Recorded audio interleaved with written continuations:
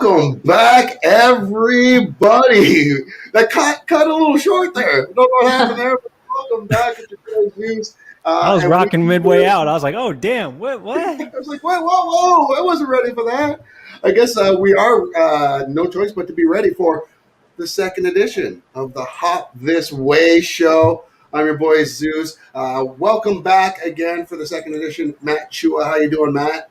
It's good to be back. How you been, Zeus? Brother, I'm doing just great, man. And saw you yesterday at the clubhouse. I'm jonesing here for some Hop Wei action for a season 3, still dying. But we got ourselves another fan here, all the way from Brazil, Rebecca Nishi. How are you? Hey. Hi, guys. Thank you for inviting me.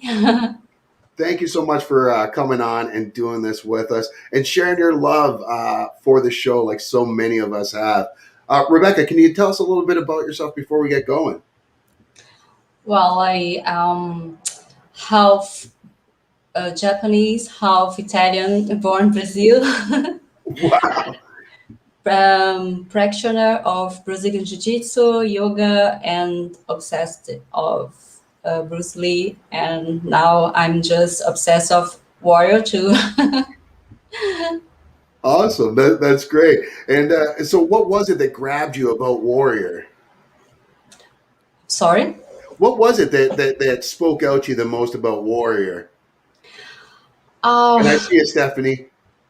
I don't know. It's so like a love statement for Bruce Lee. The show is so high quality and fighting scenes so good.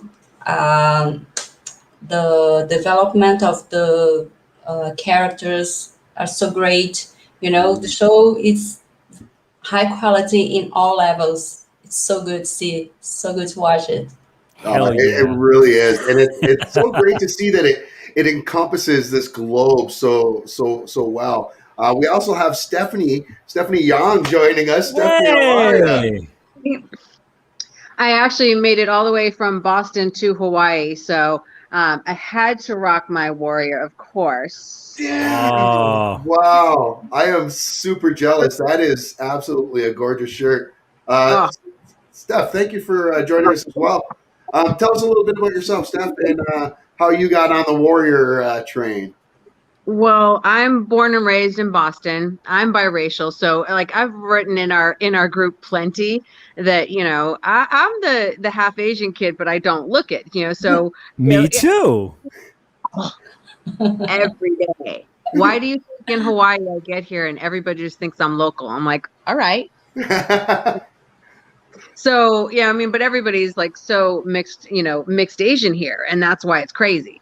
And there are a lot of characters, a lot of Asian, actually a lot of Asian celebrities that are from Hawaii, mixed Asian. So for me, I mean, there really hasn't been anything. And I'm saying it. I'm 51. I'm going to be 52. So being of this age, I'm the kid that went to the old kung fu movies with my dad and my grandfather, going to Chinatown. This is Boston Chinatown in, growing up 70s, 80s. And, I'm the one going up to the old mahjong places where they're playing all the mahjong and they're all clacking and all the, we didn't know a lot of Toy Sunese, so they would make fun of us and everything. But anyways, I'm that kid, so we didn't really have anything. We didn't have a lot of representation. So this, I got emotional. I mean, I got into it, I somehow don't know how I missed when season 2 went live, and I geeked out. I missed it. I was late and I just binged it. So I was right on top of season 1. Season 2 blew my mind, but season 2 was where a lot of other things came together for me. Mm-hmm. Like what? Hun Lee. I'm from Massachusetts. He's from Plymouth, Massachusetts. I mean, and I had also watched Banshee. So watching Banshee, seeing him in Mulan, it's just every bit of like my Asian genes. All right. Even going back to Mulan, like Jason Scott Lee, mixed Asian, and he's from Hawaii. I mean, there's so much that just hits you. So having him in this, being, I mean, the fact that Shannon Lee is biracial and the same age as me, I mean, this all hits home. So growing up, the daughter of hippies,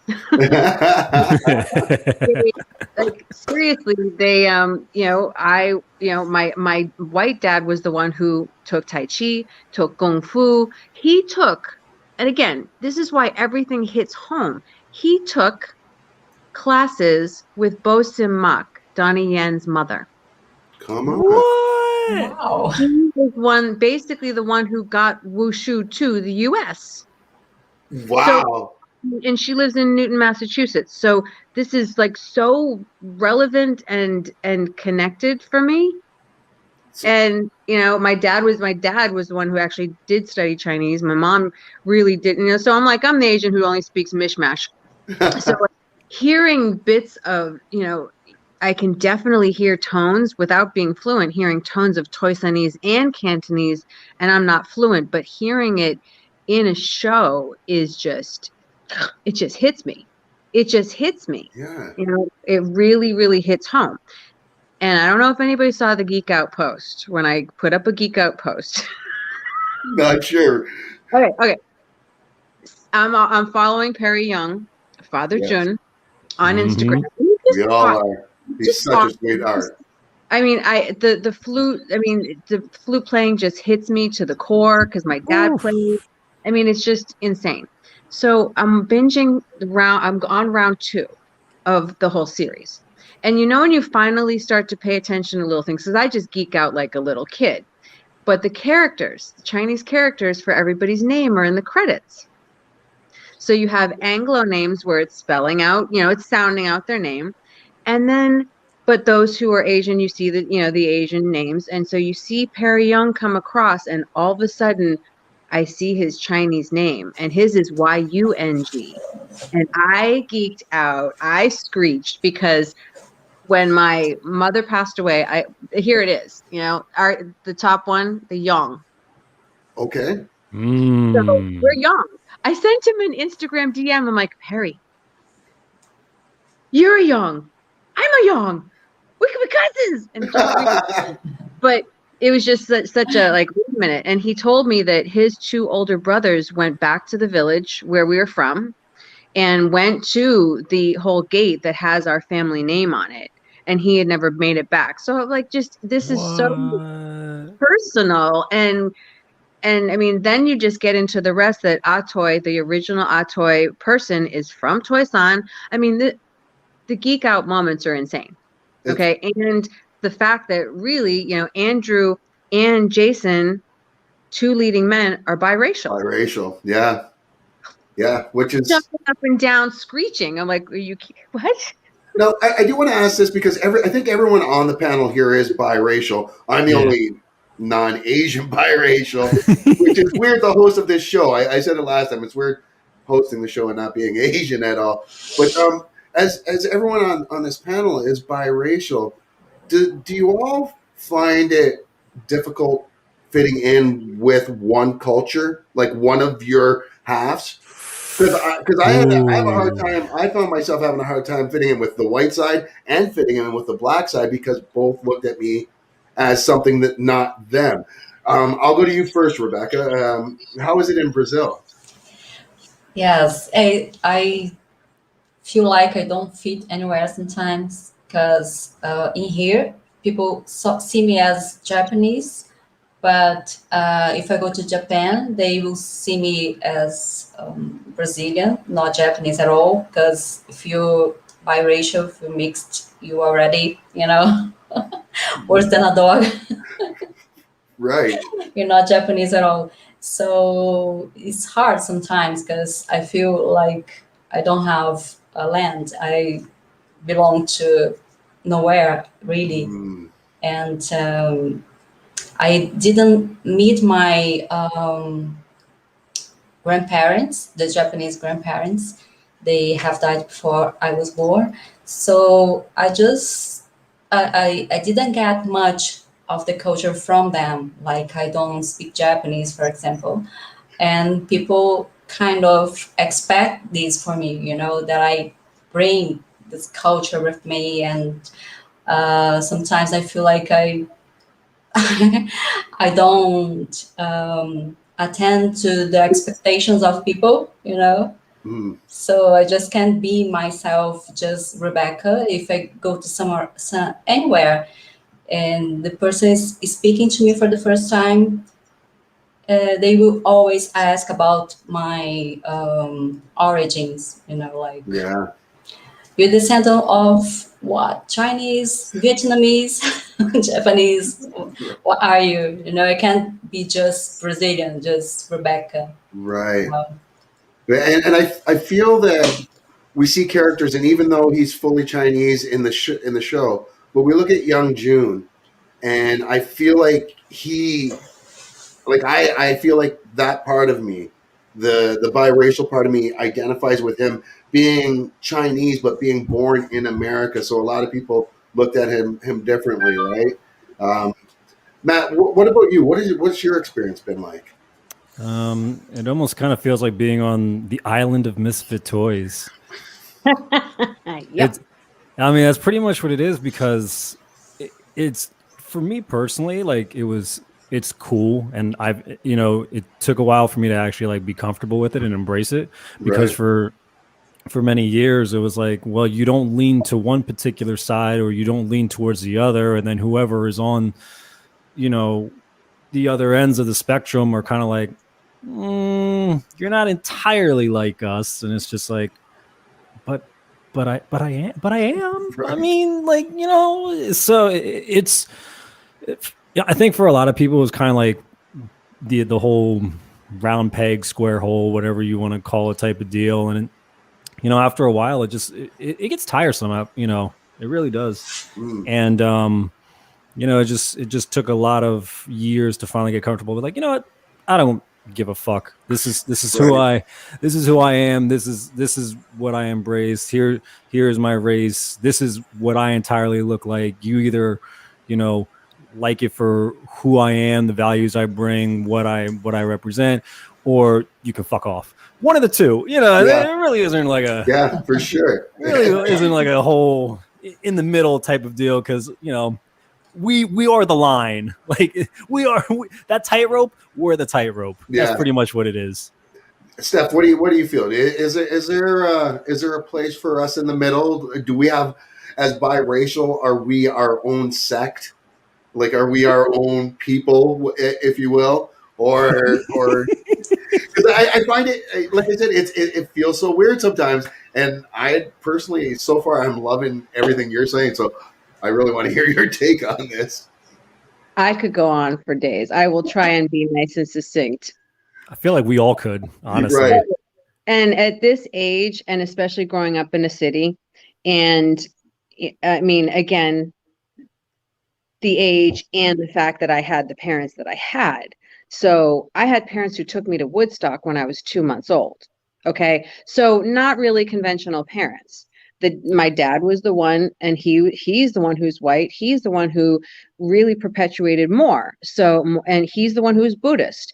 And, so it tipped the scales, so my mom, had her own mode, and I love her to death, but, I mean, until she passed away, still love her, but they weren't very structured. So you think of the time that I'm growing up. So you have civil rights. I mean, my father was protesting. I mean, they were active. So I launched right into, I mean, race issues. So you're in grade school in a city, and thankfully my parents wanted us to be in Brookline, Massachusetts. It's its own township. It's very mixed. Mm. And great education. So there were other mixed kids around. So we had a good foundation in that way. There was still bullying because there were Chinese kids that looked at me like, well, you don't look Chinese. And Mark Oh, Wahlberg still lived there at the point, right? So well, yeah, I got plenty of that. And then, unfortunately, where do you think it came from? White folks really exoticizing Asian women. And even though they couldn't identify, it's always that, well, what are you? I have a Mm-hmm. serious reaction to the term exotic. I can't stand it, can't stand it, can't stand it. Because in business, Okay. I mean, and that's why the ambiguity has hurt me and helped me. Okay. It has helped me Facts. because I went to Brazil. I went to Rio. I learned a few phrases in Portuguese, and I'm sitting there and everybody thinks I'm local. I'm like, great. I was careful, but that means, sensible because I come from a city. So, I could meld in and out. Some people think I'm Cape Verdean.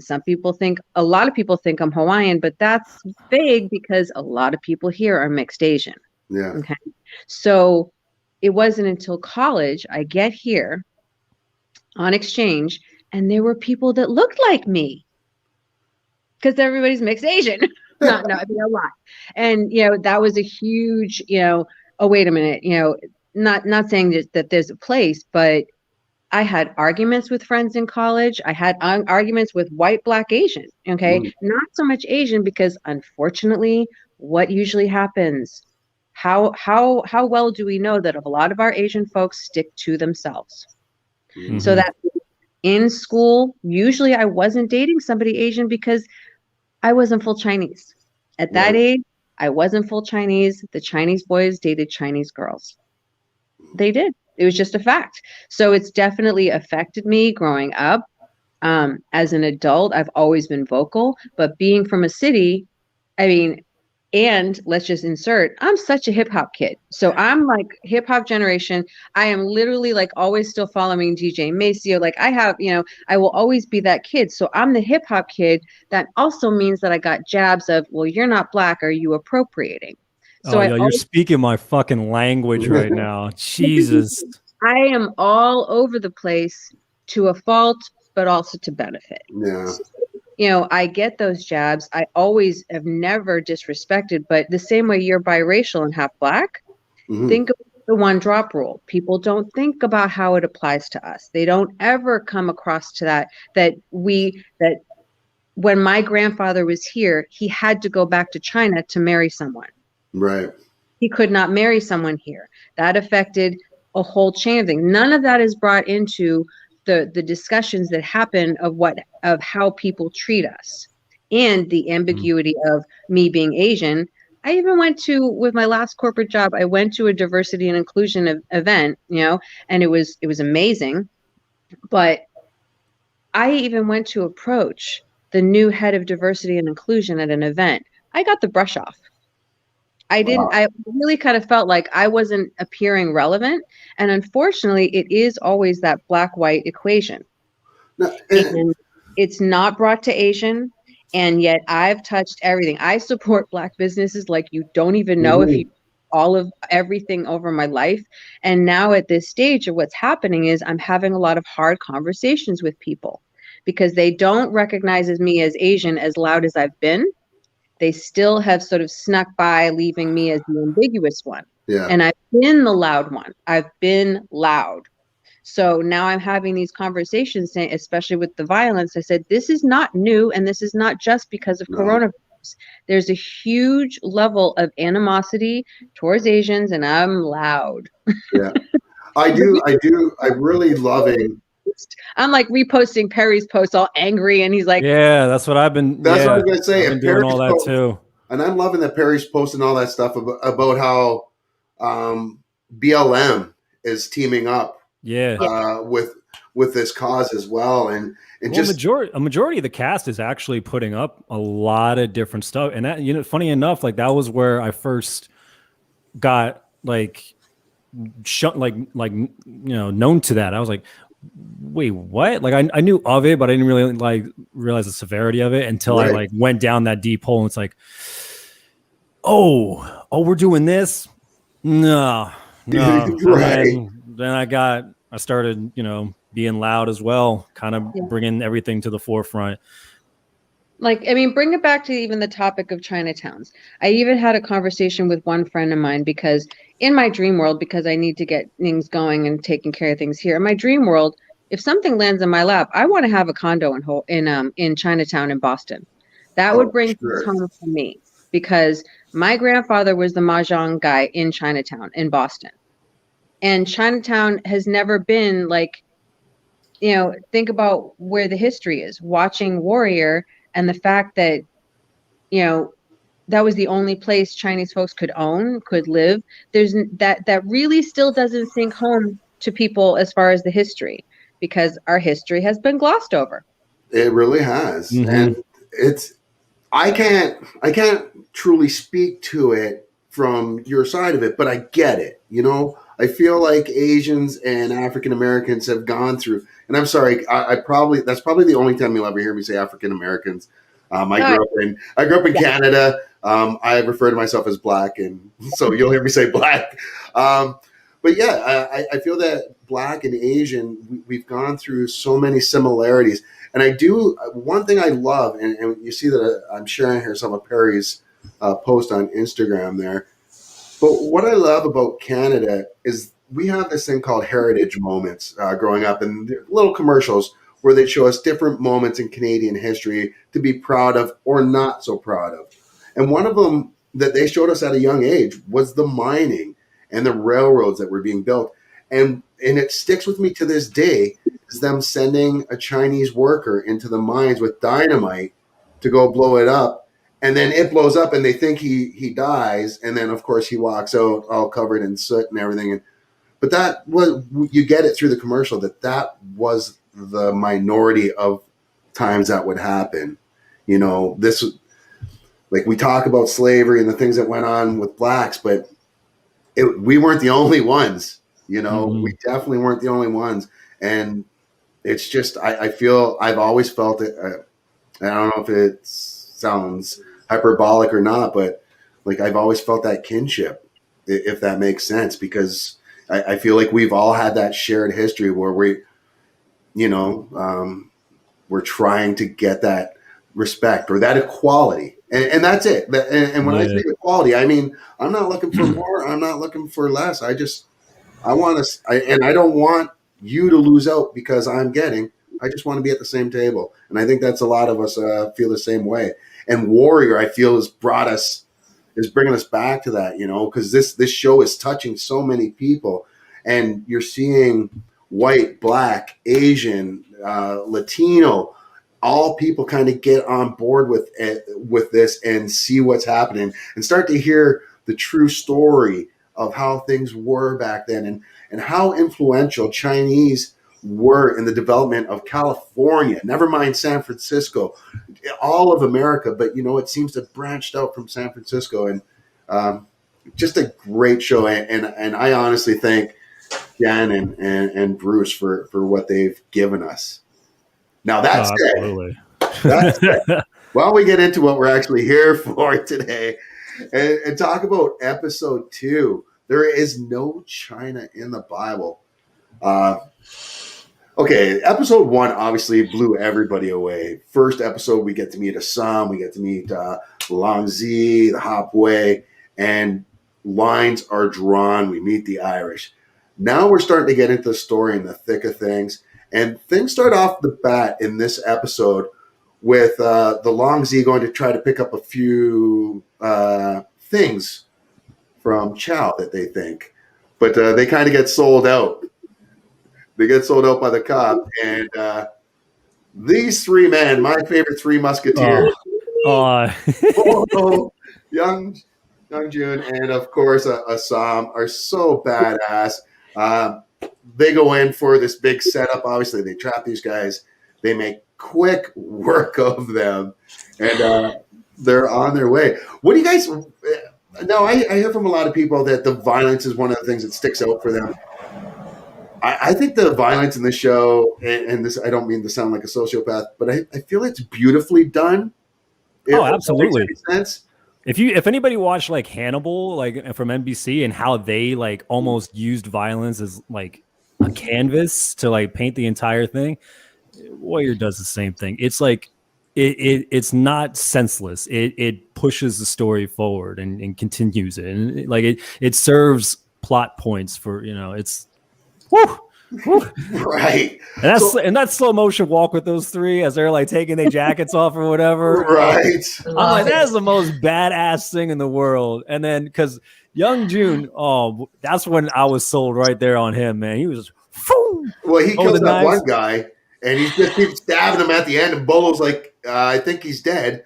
And he pulls up his head and goes, Yo, Now all he three of is. them were fucking shit up, and I'm just like, that's it. I'm good. This is it. This show right here. That's it. I'm finished, man. I I'm made hooked. a meme photo this week. That is, if it's not for fighting, well dressed, I don't even go. Right. I love it. I love it. So, now they go into here and they stop the Long Zii from getting their molasses. We'll call it. We'll keep calling it molasses. Black tar. But then they burn it because it. And I love what Jason Tobin says in this part right here. And he's just like, listen, we're not thieves. We're here to send a message. And he burns it all. He lights up 3 cigarettes on the fire. That's Yo, right. I'm telling you, man. The Yeah. fucking certified definition of this gangster, man. Oh, Such a badass. And So good. honestly, I say this every time, I can't tell you how much of a badass Ricky Ting is as Bolo. Like, if we get a season 3, I need a prequel episode or just give Bolo his own prequel series because he's such a badass. I need to know more about that character. the yellow demon. The Yellow Yeah. Demon. The yellow demon. And what was it? The White Mountain or something like that? That episode? I don't know. I just heard that fucking nickname. I was like, that is the chillest thing I've ever heard. And I remember interviewing him, and he said that you remember in that one episode he's carrying not the tire iron, the stake Yeah. from the railroad tracks. That was his idea. He pitched that to John Tropper, and Tropper's like, "Yeah, I love it. Let's do it." So that's Yellow another Demon. thing I love about the show is JT is such a great showrunner and writer. Like Ugh.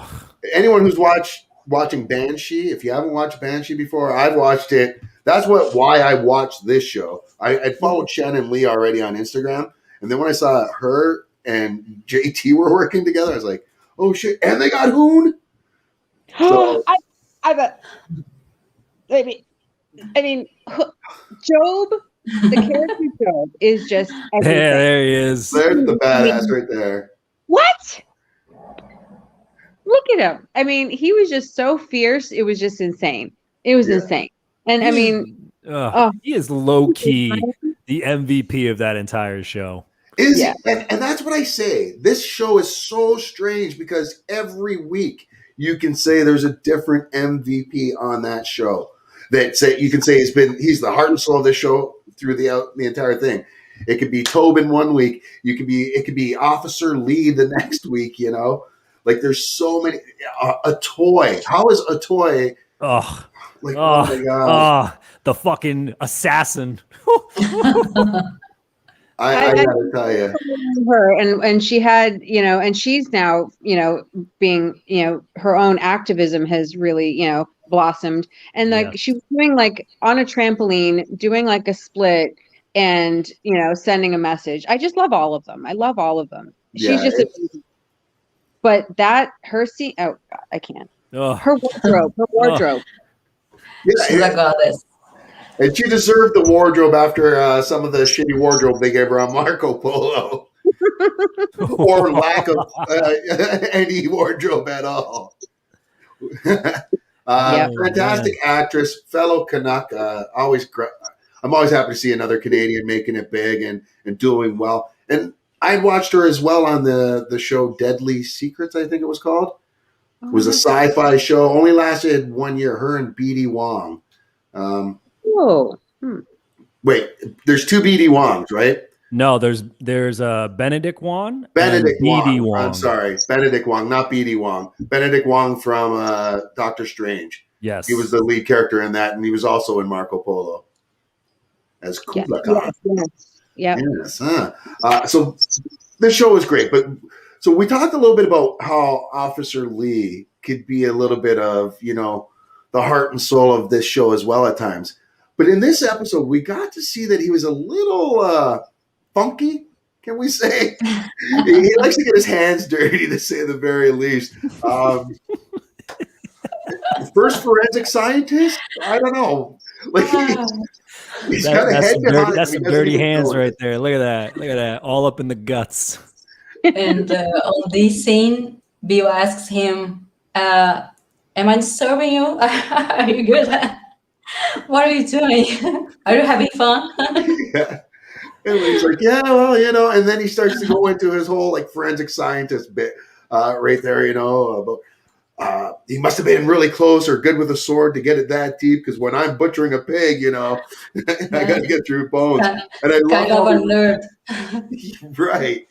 And I love how he relates everything back to the Old South, which seems, you know, bittersweet for him as we learn going on through the series. Mm-hmm. Now, moving on from there, of course, we get one of the baddest motherfuckers on the planet, Joe Taslim, show up. And he's like, yo, and Lee's like, yeah, I guess I'm up in these bodies now. What do you think of Taslim when you first seen him in here? Especially the second episode, we're starting to learn a lot more about his character and his influence. He can murder me in my sleep.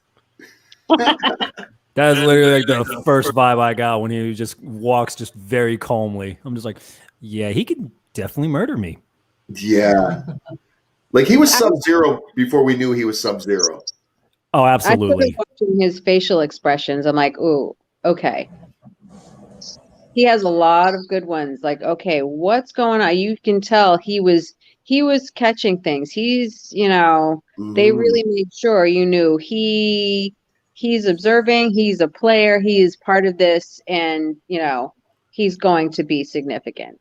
Yeah, his facial expressions, like actors with like really good facial expressions, that he definitely does it in this throughout this entire show. And it's just like little like tweaks here, like at the eye or like the nose or like an eyebrow thing here or there, a little smirk. I'm just like a little dark there, but just even right here in that last scene, yeah, look at him. The cop pulls a gun on him, and he's just like, okay, gives that smirk back to Chow, like, is this guy for real? Does he know what's about to happen right now? That's some scary shit. You just gonna smile and be like, okay, what? You know, I'm gonna put this shit away.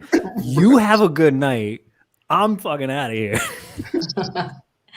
He has this calmness of the real martial artist that, like, I could kill you, you know, silently with just one stroke, and that's it.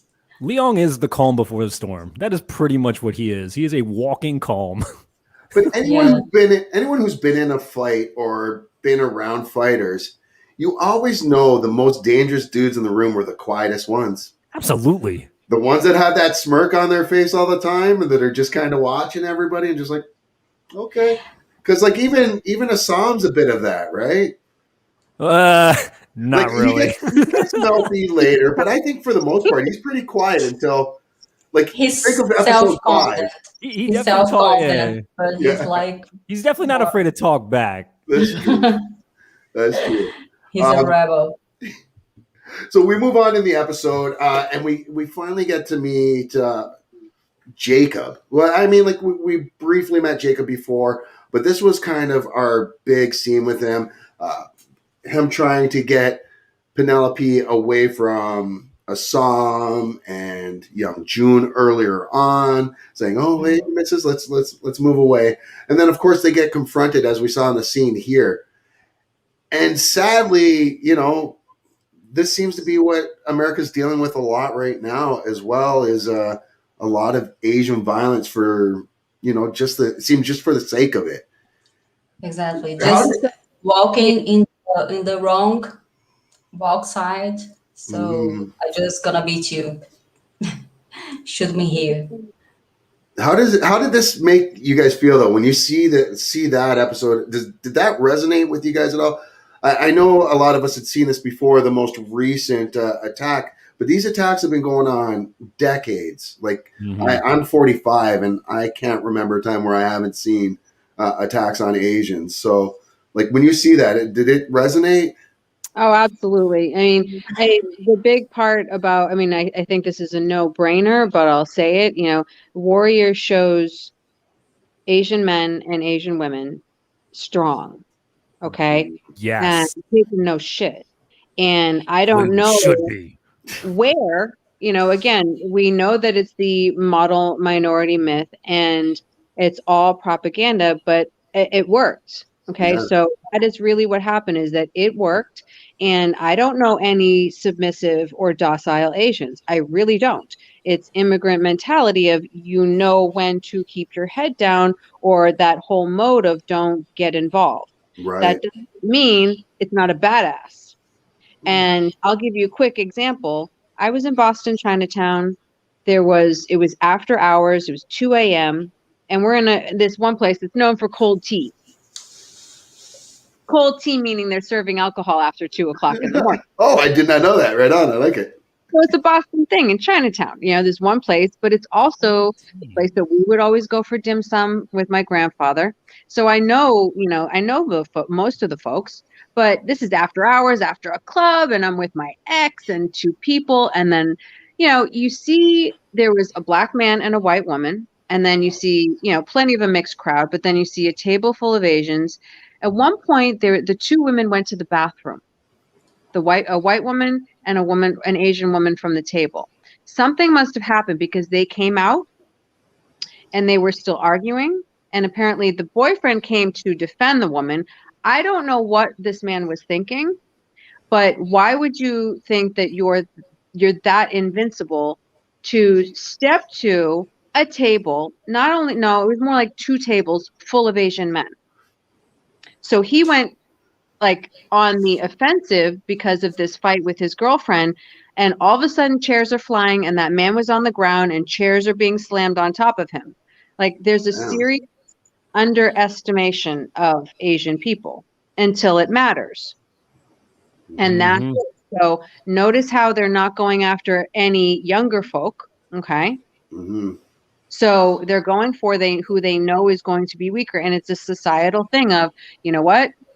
It's okay to make fun of Asians and their language. It's okay to make fun of these things. People joke about it, which is why I'm loud at this age. I'm loud. I'm loud. Okay.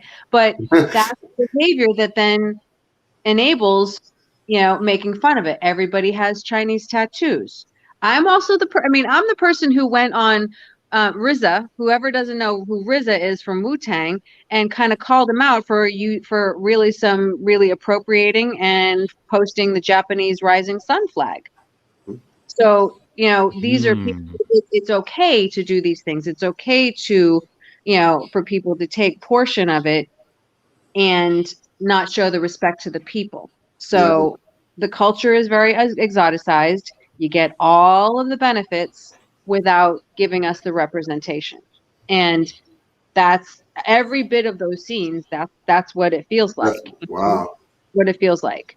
And I'm just gotten so used to it. I'm like, I've got that thick skin, that level of like, I'm ready for an argument sometimes with it. Unfortunately, Yeah. And I feel like the last 4 or 5 years, everyone's been so polarized and on that defensive and ready to scrap. It feels like we're just finally starting to get past some of that. But there's still so much to do. So much to do. I've done that with some friends. I really have been loud on Facebook saying, using certain things, saying, okay, do you enjoy Asian food? Do you get Asian tattoos? Do you all do all of these things? Well, why aren't you, I've supported all of your causes. Why aren't you being vocal about this? And the first thing to do is actually start having some conversations with Asian people. I'm not going to speak for everybody. People need to speak to people they know and have the valuable conversations Right. to understand this and have our back. Yeah. Instead of, unfortunately, I'm seeing a lot of really bad shit on there. I'm really seeing it. Like I've had one friend who reached out to me, asked me if I wanted to be on a panel discussion of the intersectionality of the violence in Black, Brown, and Asian. And because of the person who was sending it, I declined, because this is a person who proceeded to post articles stating, well, Asians are being told don't compare this to BLM. And it's this whole thing, and it's like we're not even allowed to have what's happening to us be recognized as what's happening to us. Mm. And so until it can be really spoken about and looked in deeply, this is going to be bad.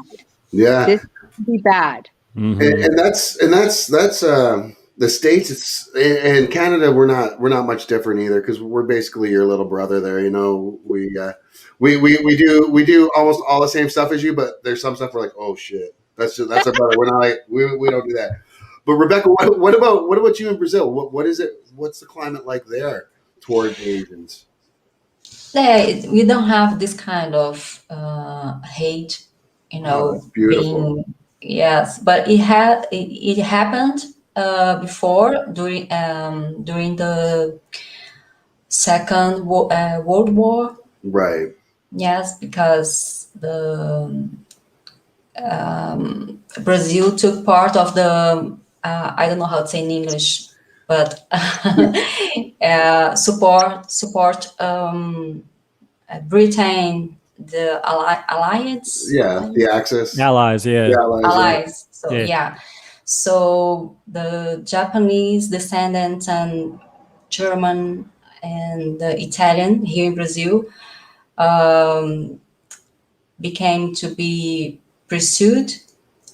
We have camps, for Japanese here, as the same happened in United States. Mhm. But these kind of things that are happening there to the Chinese doesn't happen here, luckily. Well, You that's know, our president is like imitator of Trump, but I think, I'm sorry. Saw that. I saw that. yeah, it's Mm. very bad. But luckily, Brazilians are too, take everything as a joke. We don't take things too serious. Mm. I mean, this part of the thing is not happening here. Well, that's great to hear. That Fortunately. and it'd be nice to see the rest of the world get there, you know. And I don't know, maybe one day, maybe it's just the Star Trek fan in me, hoping that one day we're all going to be like live long and prosper, you Yeah, know. You yeah. know, I It's don't think not that people don't have prejudice here. It's not that people don't have prejudice right. here, but we don't go to this state of violence. Mm. Everything ends with a joke. Right, right. Yeah, and that's I always call that the hockey. Like for us, that's the hockey talk. There's nothing taboo in the hockey world. Like if you play, and it's a lot of sports, I think too. But there, you can say anything to anybody, and it's never, it's never meant with malice, and it's some really, really, really bad stuff is said in the locker rooms and on the ice. But Uh-huh. yeah, I think it's a matter of it's always intent, really though. I think it all comes down to intent, and if it's coming from a place of hate, people know it, and Yep, that's the absolutely. shit that people hate, and we need to get rid of, and we need more people to stand up. We saw, to bring it back to episode 2, we saw where the Irish kind of start to pick on Jacob, I should say, Kenneth Hmm. Polk that plays Jacob. And Officer Lee, who I keep going back to, steps in and tries to save the day. Unfortunately, he gets put on his rear end, and thankfully, Ah Sahm comes along for this save. Uh, Great scene here.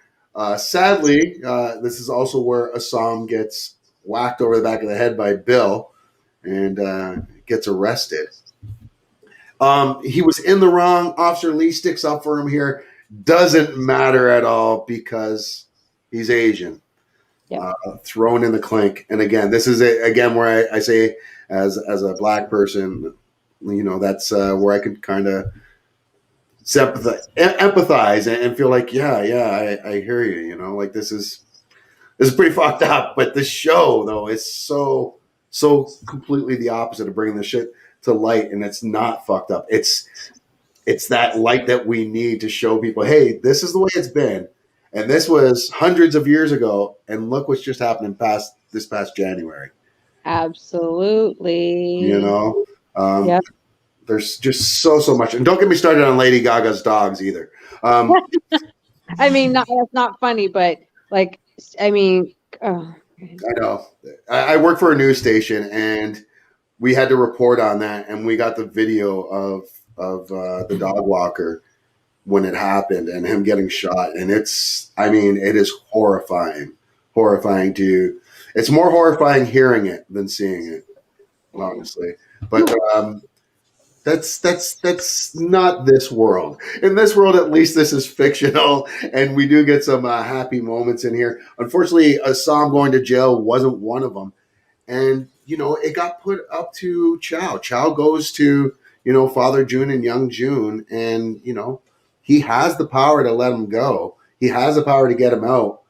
But unfortunately, Father June thinks this is a good time because the police are looking for the hatchet man or the sword man that had killed a couple of their own, right? Or a couple of the Irish. So didn't work out, and Ah Sahm goes to jail. What are you guys thinking at this point in this show? You're watching this episode. Like, how is it hitting you so far, Matt? Rage. Rage. Just utter rage. Just because because of just the mirroring of this show with how today is, and then just seeing the treatment.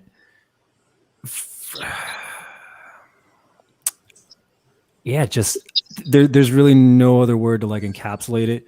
It's just utter rage, and you know, sitting there is just kind of like, I wish a motherfucker would. Right. At this point, like, you know, and Oh, I have that on a t-shirt. I believe that. I 100% believe it. But yeah, it's more, I think that particular episode, nothing I can really say will be able to verbalize the feeling, but it's a lot of emotions, a lot of frustration, doubt. Rage and everything else like that, because it's like it's really not as different as the outside world, and it's a little eerie, and it's like you're talking about, like, I forget what do they classify this, because even though there's like real things going on with like the exclusion, what is it, like historical fiction, something like that?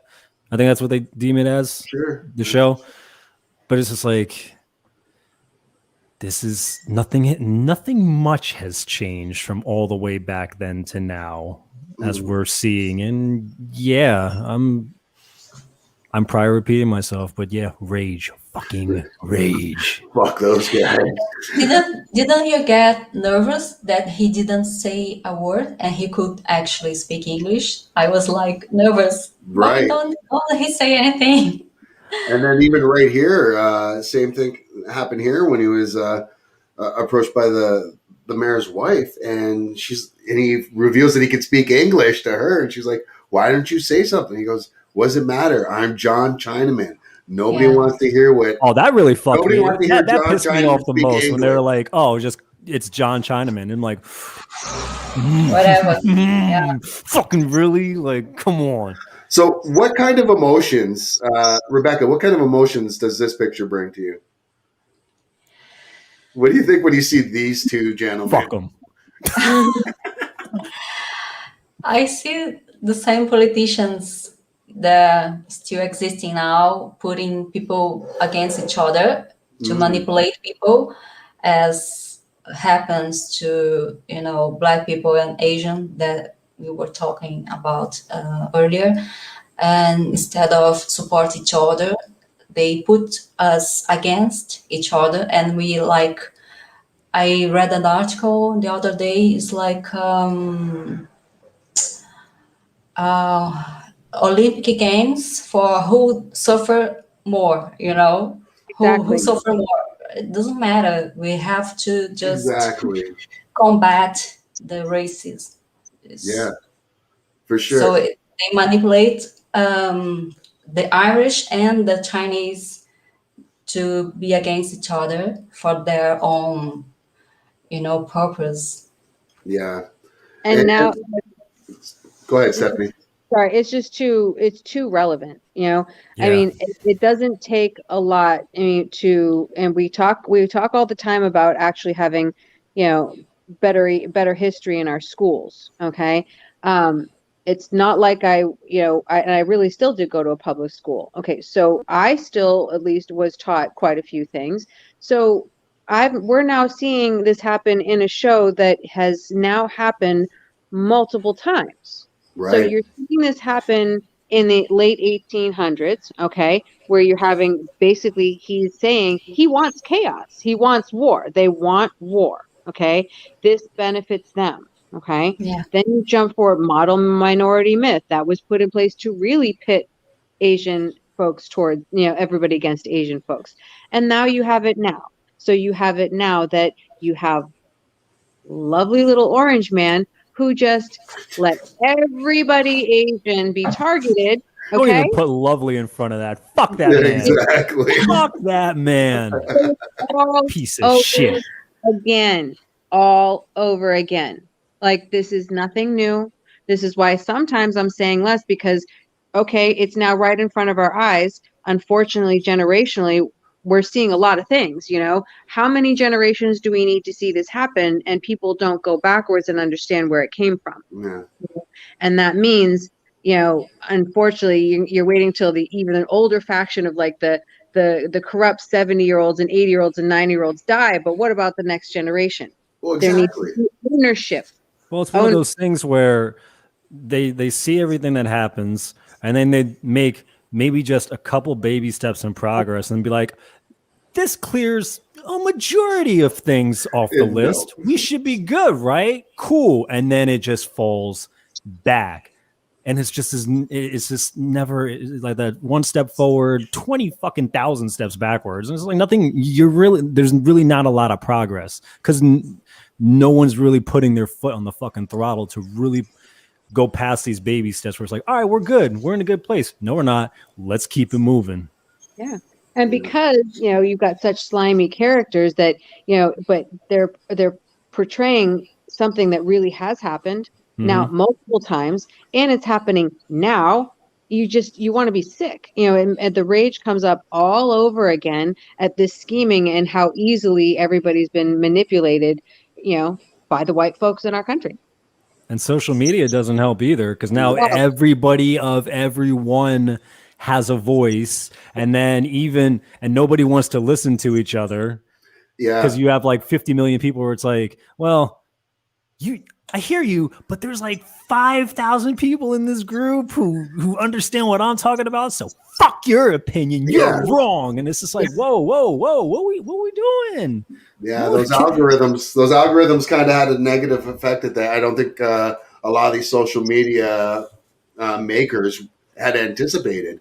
Like It's they were crazy. trying to drive the things that we would see towards us so that we would buy other shit that they were being paid to advertise.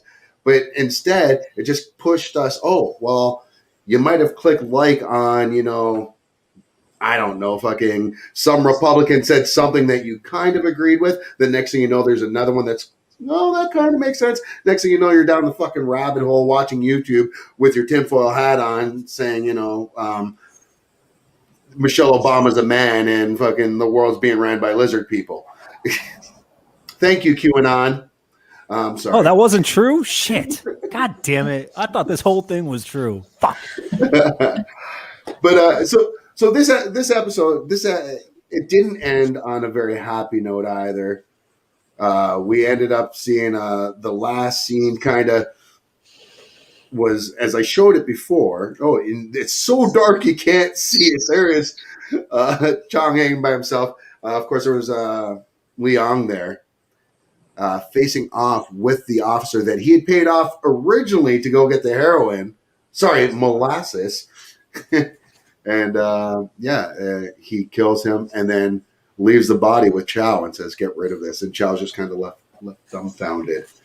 Ah Sam's still in the clink.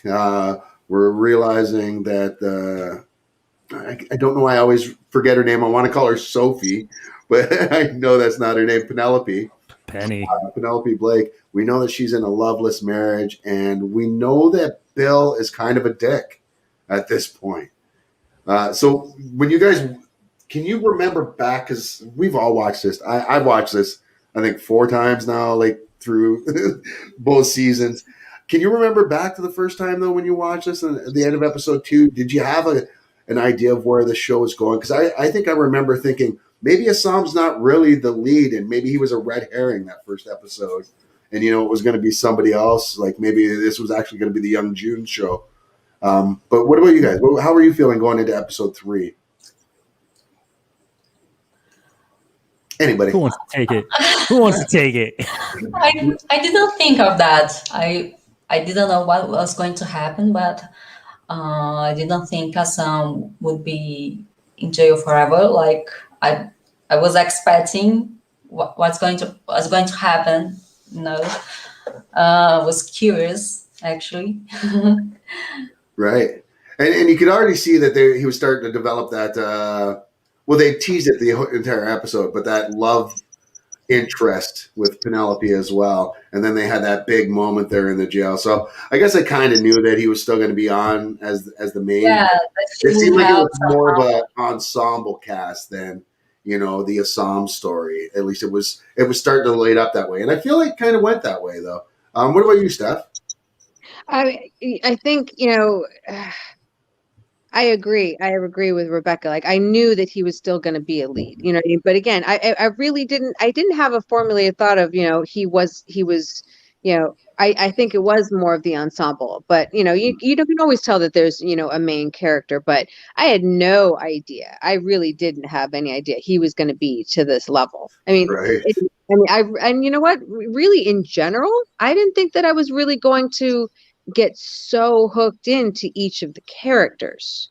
I mean, Right. those things happen, they can happen, but I mean, the level that we love them and the dynamics, I didn't really think that it was going to be that deep with each of them. So, I mean, every bit was pleasantly surprising, but when your first impression, I didn't, it was like, okay, all right. So yes, he's going to get out, because we do like him, these things are they're going to be twists and turns. So yeah, you knew things were going to happen, but no, I didn't have any idea it was going to be like, by the end, we have him up there, like I'm watching every move, and then the nunchuck scene multiple times. I mean, come on. I never thought it was going to be to that level, ever, ever, ever, ever. Nope. Yeah. And you talked about the depth of each character, and Matt and I spoke about that in episode 1.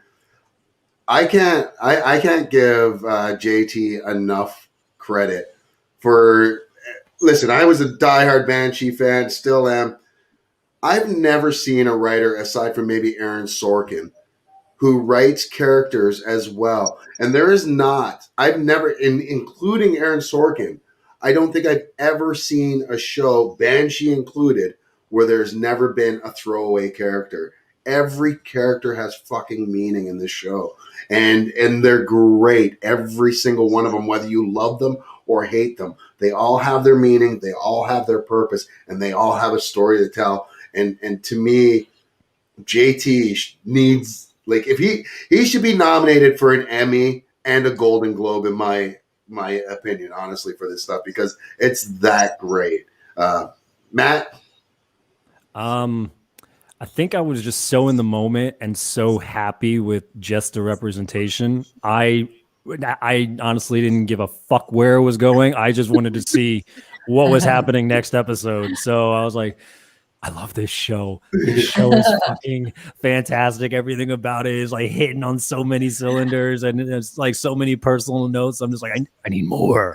And I just went on to the next. So it was, and that was kind of more like my attitude throughout the entire viewing of like the first time. I was just excited to just see how this was going to unravel. I didn't try and guess shit like I would with other shows. I didn't try to like figure it out. I was just like, whatever is going to happen in front of my face and however the story is going to, unfold, it's going to be.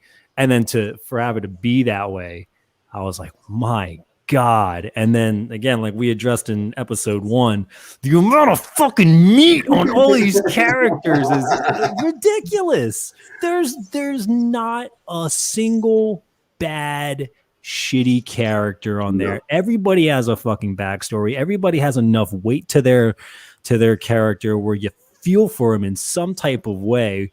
And then and as the show continues, whatever your opinion is of a particular character, that might change within maybe the minutes of the actual episode. Like it's crazy the amount of like feeling and emotion and just the way that this all like cultivates into such great storytelling, and you're just there as like an audience like, fuck, this is so good. It is. If you convert it over, like, I mean, again, because I told you I've been putting up posts, I really did in all caps. If you even call yourself a Bruce Lee fan, you cannot, unless you can't do that without actually getting hooked on this show. And so I did my own yelling. But, one of my friends, he waited like over a week to watch season 2, episode 10, because he could not handle it ending. And he was sending me text updates. He's like, I can't watch it. I can't. Because I felt that though. You know what? I ain't gonna lie. I felt that because I knew once episode 10 happened, I was like, shit. Like, this can't be the end. This can't be the end is all I remember watching the last episode. I'm like, please. And like, I mean, we were in the clubhouse, like how they were kind of talking about the season 3 stuff, possibly. Are you guys in clubhouse? Are you guys in clubhouse at all? No, I don't have iPhone. Okay. I'm an Android girl. So long story less long. Pretty much they were addressing because something that they were talking about, like they had a room and then it turned into a whole nother room because half the cast has started jumping in anyways. Yep. And then I guess they just decided to talk about season 3, and they JT was saying like they're talking with people within HBO to kind of get it together. But see, this is where, hold on, chill, Steph. Wait a minute, because here's where I'm gonna burst. This is where I'm gonna burst your bubble a little bit. They were saying like even with these talks, like it's still a long shot. It's still a long shot based on a lot of the TV business bullshit in terms that he said he didn't even fully understand, that it might start getting in the way, and it may not even matter how much noise we make. Like it'll definitely do some good because it'll show like the amount of streams or the amount of views or the amount of Instagram or social media outcry for like, hey, we won season 3. They said this will more or less solidify, hey, there's an audience for this, but it's a matter of the red tape of the business end of the people who hold the power to be like, I don't know if we're really going to give it to you or not. And that's where currently the fight is. So he did acknowledge that talks are happening. Now it's just a matter of persuading the right people to actually greenlight it and say, yes, you will have your season 3. Yeah, they had a financer on there in Hollywood, and he had what a fucking smart guy, man. What was his name? Doug, I think his name was. I don't remember. He was saying that they should try something new and go after the actual big execs there, and talk to them. Financiers, the executive financiers. Talk to investors, because investors are the ones that have the ear of the bigwigs and the decision makers at top. And then if investors are saying, hey, I'm hearing a lot of talk about this show. And I also wonder, why not? And I know they do it to a certain extent, but it feels like they do it quietly. Why isn't it they're more of a loud, this is an Asian representation show. We don't have one. What the fuck? Wake up, Hollywood. It's time. But that's so someone, and maybe is it just the politeness, but I mean, I agree. I don't know like who needs to be louder, because to me, again, the entire topic and what I did do in my own little Facebook post is, if you were ever a Bruce Lee fan, how can you not support this? How can you not understand that Shannon almost went bankrupt to buying the rights back to her father's name? How can you call yourself a Bruce Lee fan and not watch this? And to me, it's an insult, and it's very representative of it's not mattering enough. Yeah. And that's what I get really enraged. Why should someone else be able to, let's talk about Kill Bill. So you have something that's going to have money thrown at it, which has quite a few points heavily based on Chinese martial arts. So why can money be thrown at that and not at something like this? So it's a matter of who's not bringing it to whose table to recognize how impactful this is. Yeah, well, it's a lot of things that like Daniel Day Kim and Daniel Wu have been bringing up, and a few other actors within the industry. They're saying like, even though we've made little progress this year, we're still not fucking taken serious enough in the industry. Like we're not. You don't look at us as male leads. You don't look at us as like the fucking love interest. You don't look at us as, we're not still breaking stereotypes. And another thing which is kind of thing, and I've seen this in Clubhouse too, and that's its own little fuckery debacle in itself. But then you have like, in group fighting of like, there's an East Asian playing a Southeast Asian, and that's fucked up, and it's just all this infighting, and it's just like, whoa. Can we just say like we need a big win for all of us in fucking general, and just like start like we need this strong representation, and Warrior's been like one of the few fucking things that have actually did it correctly. And look at the show too. It's all Chinese people. Like it's supposed to be all Chinese people, and you've got Vietnamese characters. Yeah. You've got Cambodian. You've got Filipino. You've got Japanese. Like Richie Ting is Chinese and Japanese, right? So you've got Korean as well that are in there. Like the everybody. Yeah. Everybody can eat. Okay. And that's what just, again, but still like the notoriety of Bruce Lee should have been automatic. Yeah. This really should have been automatic. So I push back at things like I really find it interesting how many people I know who, I'm just going to say it, are Bruce Lee wannabes. And you have people who all over the place and they don't even pay attention. So, somehow it has to get out there. It has to be, even more vocal. I don't know how else we do it. I'm doing it all over social media. We have people doing it over social media. Finally, I think the shift is to HBO Max. Now I'll see somebody post. I'll see somebody post about it. And then I'll say, have you not seen me? Yeah. Out about this for a while, and it also shows when people don't pay attention to what I'm saying about Asians. And I don't need it should be unspoken, but seeing strong male Chinese figures, strong Chinese female figures is huge for me. But then the scene where we see Chow's daughter. Oh, you didn't like that? Well, because she's biracial, though, right? It hit home. That scene right there. I know we're jumping way episodes ahead, but wow, right. did that fucking? I feel you to be like, no, she's white. It's like, fuck me. I remember. Yeah. It reminds me a lot, and I shouldn't say reminds me. Maybe that's a bad choice of words, but to me, it's very akin to Hollywood and anybody of any ethnicity, especially with an ethnic-sounding last name. Back in the day, I'm thinking of Martin Sheen and Charlie Sheen, the Estevezes, if you will, Carlos, and I forget what Martin Sheen's actual first name is, but it's the farthest thing from Martin. Yeah, because Emilio Estevez is the only one that actually held on to his real name. Exactly. And good for him, right? Quack. And it's back, baby. It's back. but you do see it.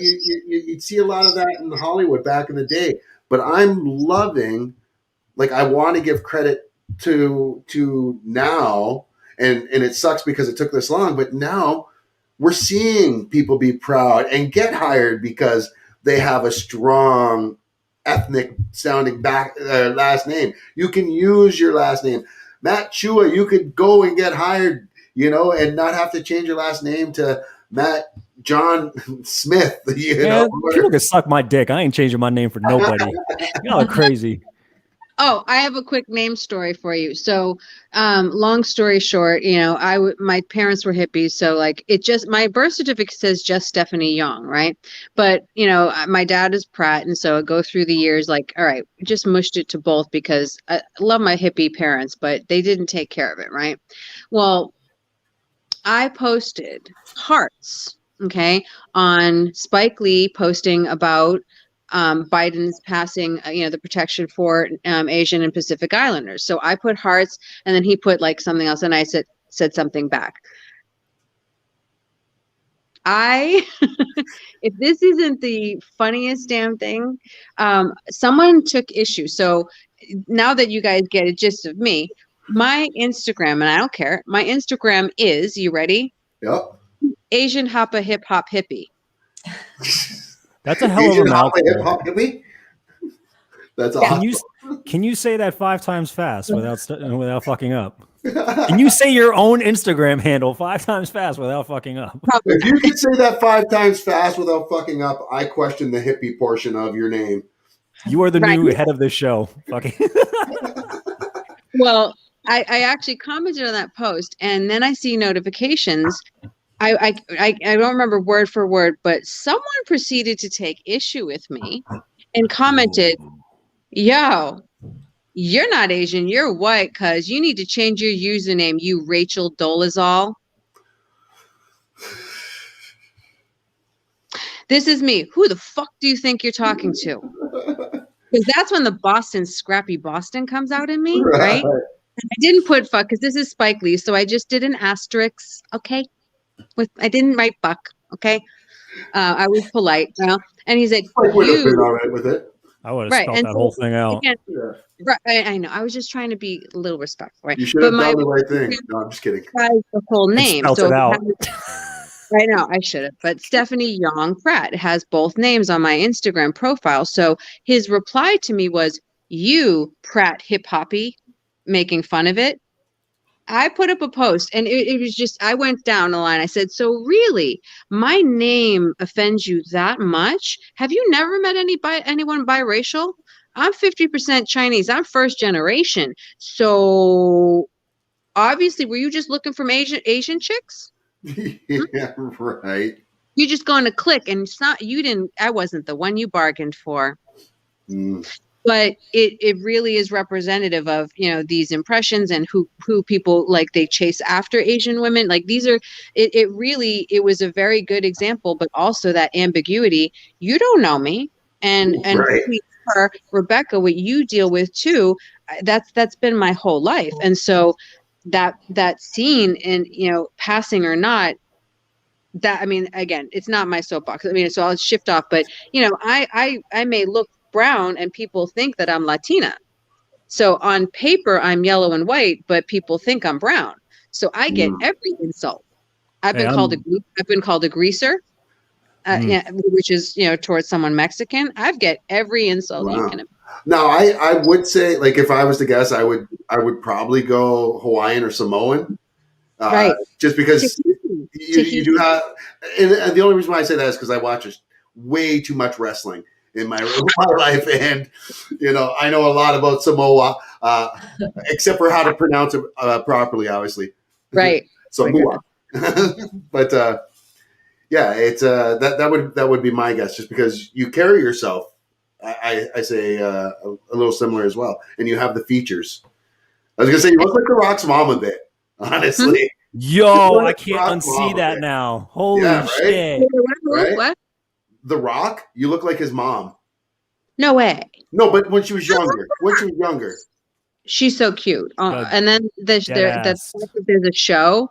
I mean, it's just, I'm loving seeing the diversity. I really am. And I don't care that it's because Rock has made it so big. Like seeing that and seeing people that are from here represented, you know, I care about the people here and let's get into it. Okay. Why are there some similarities? Let's get into geographics. The Austronesian migration.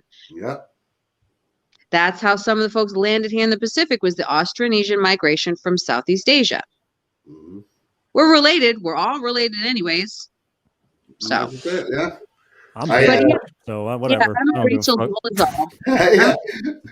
Matt doesn't care. Matt's like, yeah. I'm fucking beige. I'm Asian. I'm Bayesian. Whatever. I don't give a shit. Fuck, I care. I know, right?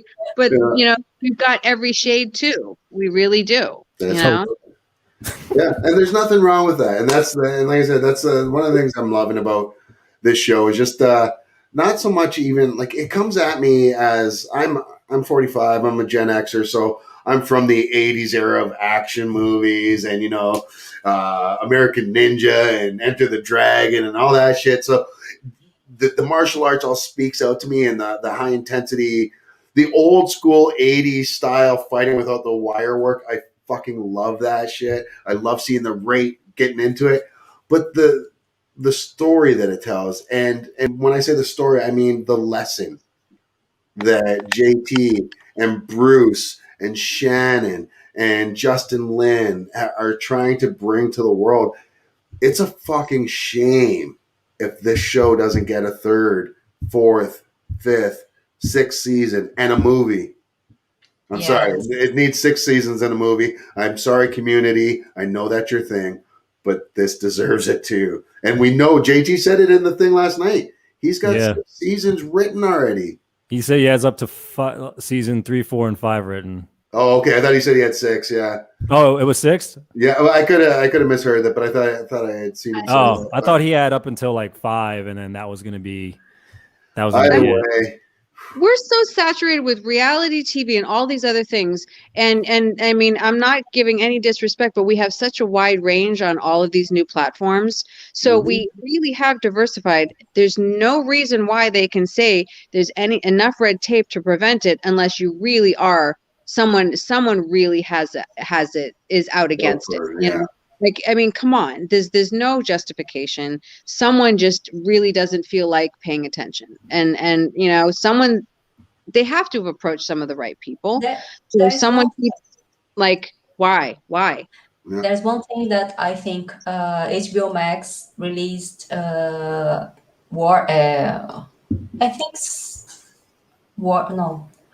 Kung Fu. It's another series. It's remake of the older David Carradine one. Yeah. But is a woman now in the lead character. Really? Wait, hold on a second. Really? Yeah. So I think they don't want 2 series about Kung Fu, HBO Max, something like that. And is it called Kung Fu? Yeah, it's Kung Fu. Something like that. I think the name is Kung Fu. Huh. Oh, well, now I'm checking for it right now as we talk. Go ahead. Research that, dude. Get that shit. HBO Max Kung Fu, huh? I think yeah. But one thing that I was thinking when Stephanie was saying, I'm amazed that being something that was sketched by Bruce Lee that came to life, didn't just amaze the whole world, like, oh my God, there's a new series that, Bruce Lee wrote it.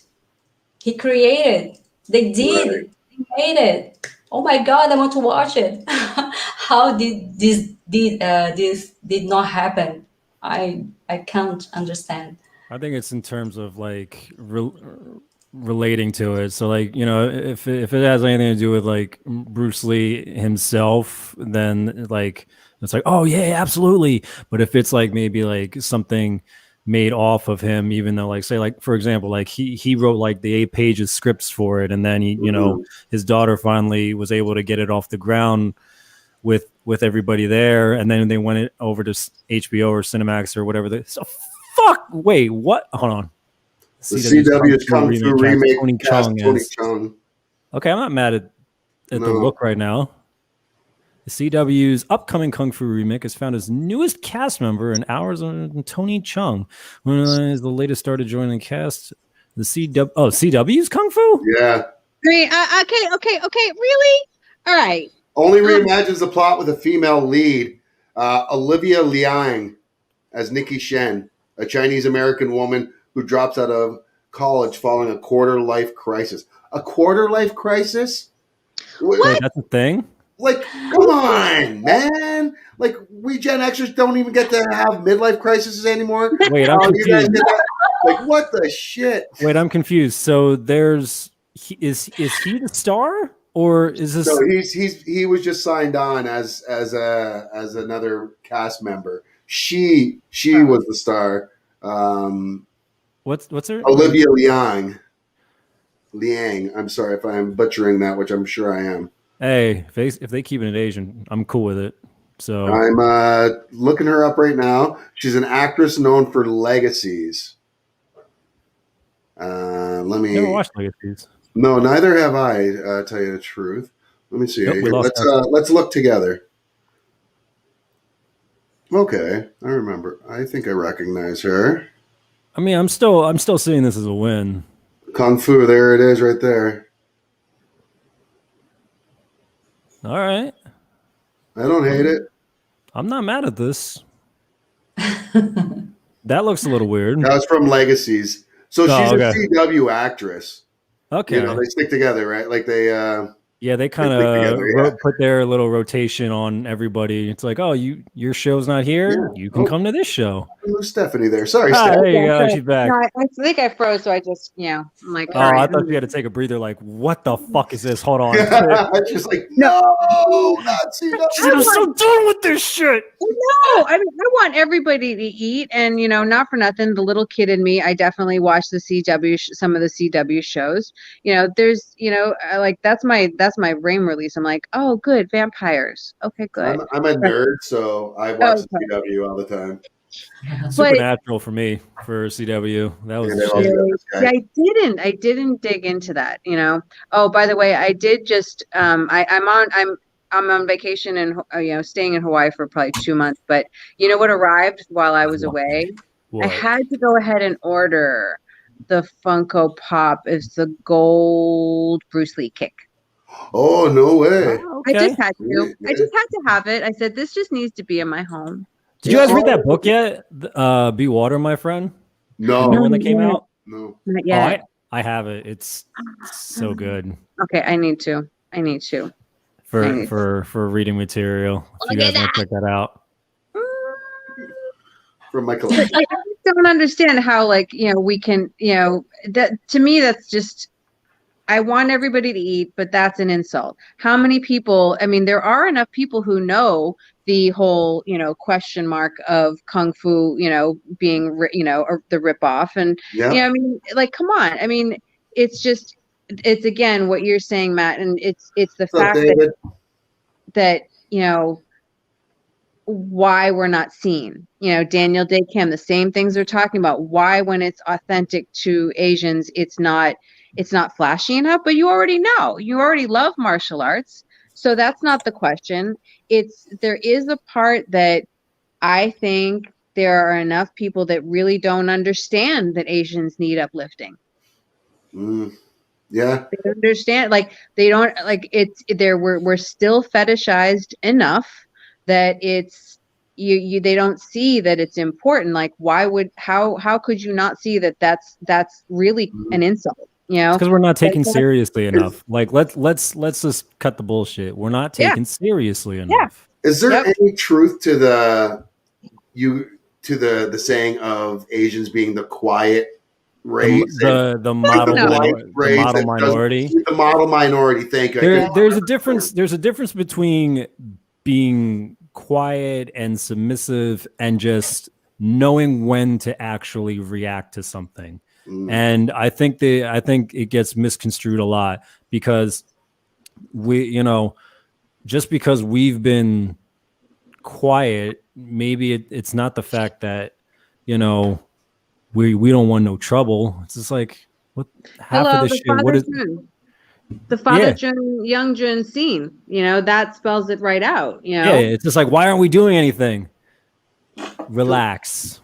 Don't worry. You'll learn, You'll young get it. grasshopper.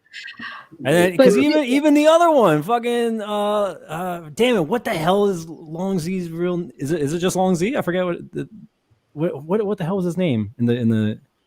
Anyway, he already knew he was gonna die. He's like, yo, prep up. They're gonna kill me. Like he already knew. For sure. Nathan Cochran says, Nathan is messaging in from Oklahoma today. Says, Jeremy Lin and Olivia Munn's recent statements made me realize a lot I was not aware of. I appreciate the guidance on these issues.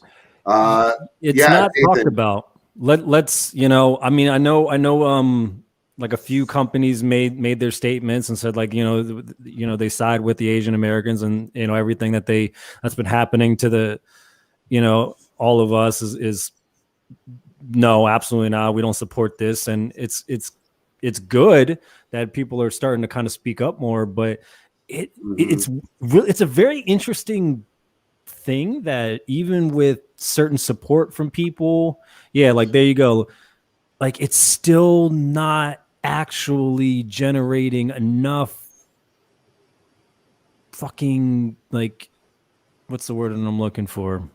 Enough movement, enough action. Yeah, it's just not loud enough for some reason. It doesn't. Yeah, noise. There you go. The simple fucking word, noise. It's generating noise. Yeah. And it's crazy because it's just like, what more needs to be done? Like you can see everything for what it is. It's like, how are we all not mobilizing right now, or super quick to just be out there? Just being so angry. Yeah. I guess it's hard to say because, and David, I'm happy you watched the first episode. I really want to know what you thought of it. So drop your thoughts in the comments there. And I say that I like his photo. I wonder about you guys get angry and shit like that, or why more aren't. But then I look sometimes and I feel sometimes I don't know if we go too far being too angry, or not even that we're not too angry, because being black or being Asian and dealing with what we've had to deal with, we have a right to be fucking angry. But my question is how it's perceived, that anger. And if that perception sometimes hurts us more than helps us, if that perception is making that one person who was kind of on the fence that could have been on our side, and then they start to feel attacked, I get that's on them. If they're feeling attacked, that's on them. But that doesn't help us if we lose another voice that could have been fighting on our side. And that's where I wonder about that delicate balance of anger, like being angry and being out there, and being, where's the balance? Well, this is more of a stripped down format, and like the way that we are right now, like I can kind of be a little bit more freer in terms of how I feel, where it's just like I'm fucking furious with how everything is right now. Now, if I go out there, I'm gonna be able to definitely tailor my statements a lot more in a cleaner voice, but it's still gonna carry the same like attitude, and it's still gonna carry the same strength of that I have with you guys all right now. I'm not gonna straight up say I'm fucking pissed and like shit needs to get fucking done and what the fuck is going on. A lot of fucks are gonna get pulled from this, but like it's just that, like, what is happening? Like why is this not getting taken as serious? And it's kind of like, I get people have their own opinions. I get that certain people don't want to kind of step in, and that's fine. Everybody has their own opinions on what they choose to not fight or fight. Not everybody's with all of it. But for the people that say why are you a little bit more silent now for this particular purpose? And it's a little concerning to me. No doubt. I'll say. No doubt. It's definitely, you look like you about to wild out. Go ahead. Well, I mean, Asian people need to speak up, but I've already, I already told you, I mean, this is generational. It is still very, I mean, in some cities, very, very, very, segregated. So you don't have people who really have the exposure as far as Asians, right? Um, there's still there's a level of the conversation for the violence that has not happened. And this is the part that definitely has been a hurtful portion with that I've had some, not confrontations, but I've had to stand my ground with some people, a lot of people I know, representation wise. I am very involved in the Black community in Boston. And I support, like, I can't even tell you. It's just, and these are my friends that I'm having to push back and say, well, wait a minute. Okay, you want me to, I've supported you, and now I'm speaking up about something that's affecting, and I don't hear anybody saying anything.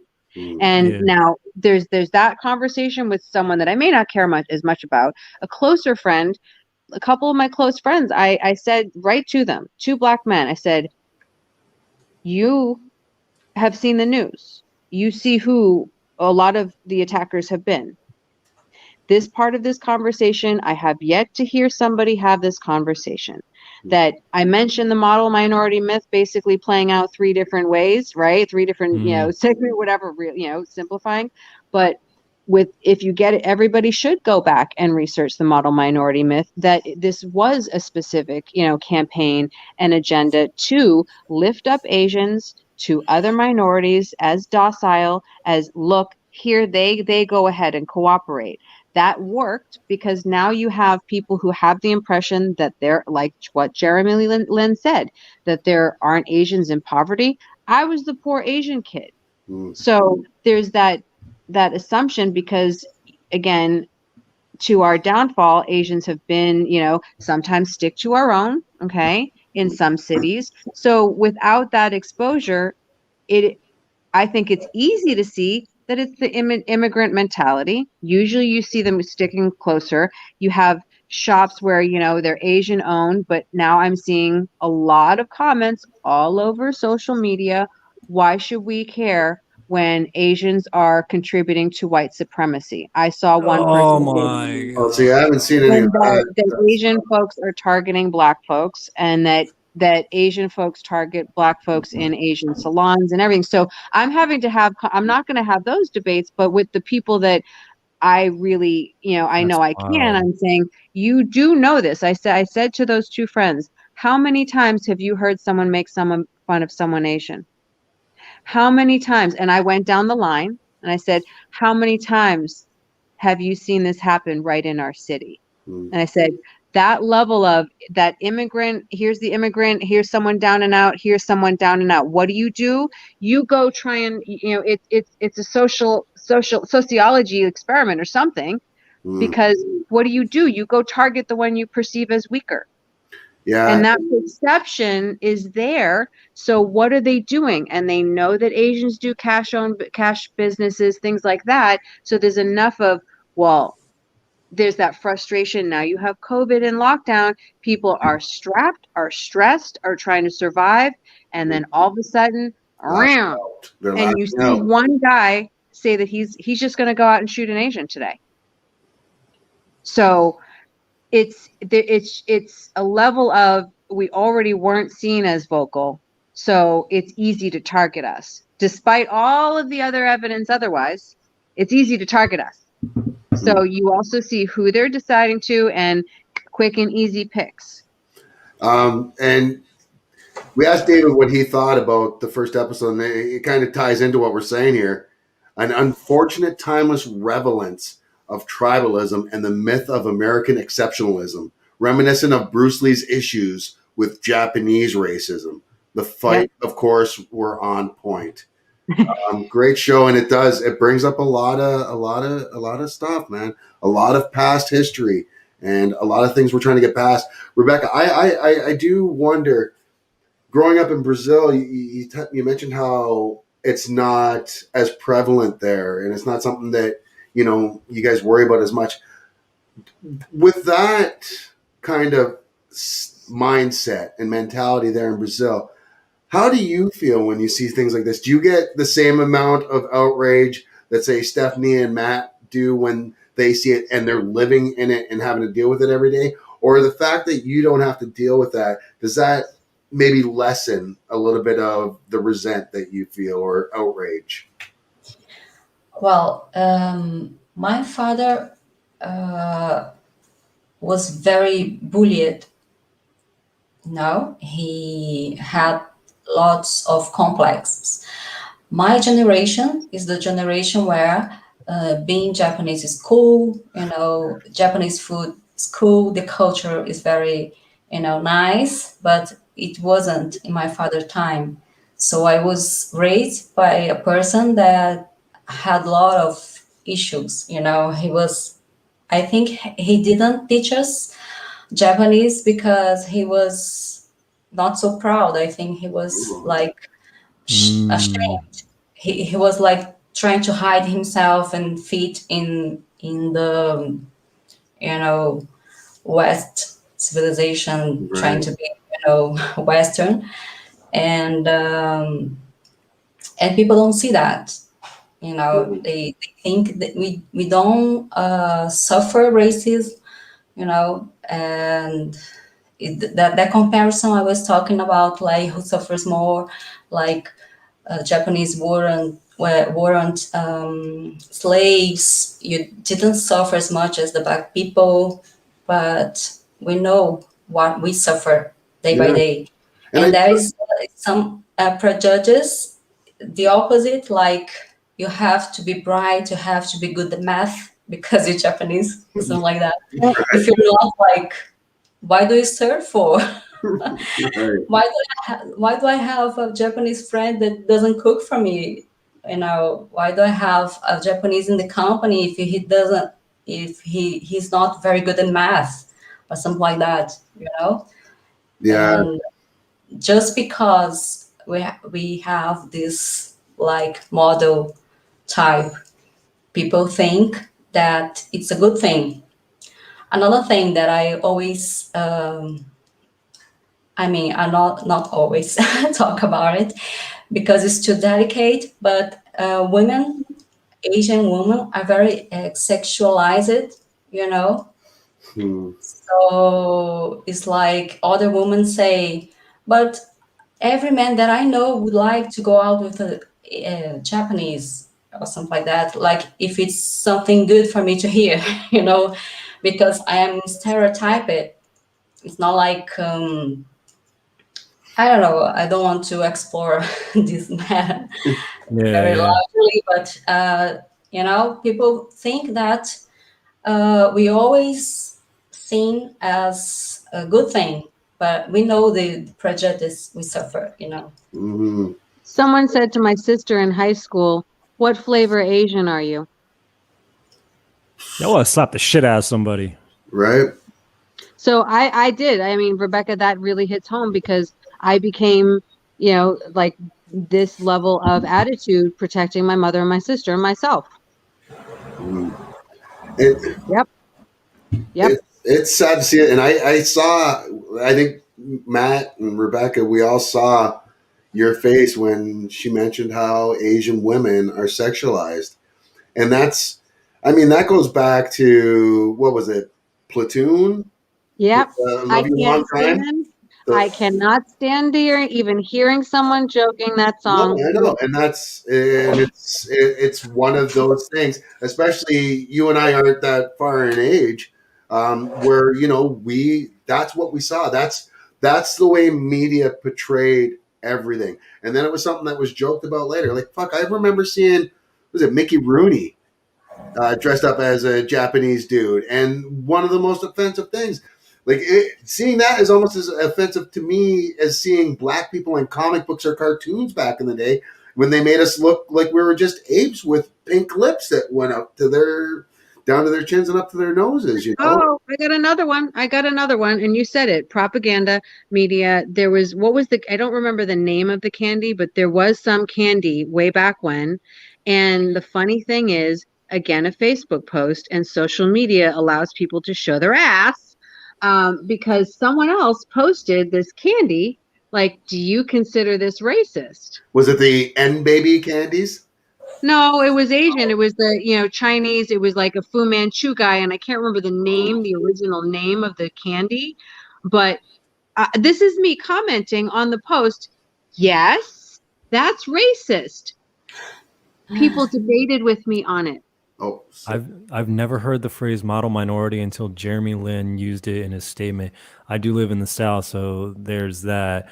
I had never ever considered the ideas, so I'm glad people are having this conversation because it is enlightening for those who haven't had their perceptions challenged. Yep. That is, you know what? Beautiful, I get that's you. from the South, but wow, I'm so used to that term. And for that to be like, I haven't heard that until Jeremy Lin. Like that's really eye opening to me. Like, holy shit, I didn't realize. Gonna lie. I'd never heard the term until Jeremy Lin had said it either. What the They fuck? specifically went out and hired, like they specifically hired specific Asians to then highlight them as, shit. oh look, here they're smart. I mean, this was a huge. This was long and ongoing. I didn't see to me being like just around it, and then for this to be like something that's mind blowing to people that this is like their first time hearing it. I'm almost kind of a little like taken aback. Like, oh, really? Oh, I'm shit. not surprised because how many people didn't know about the Tulsa massacre?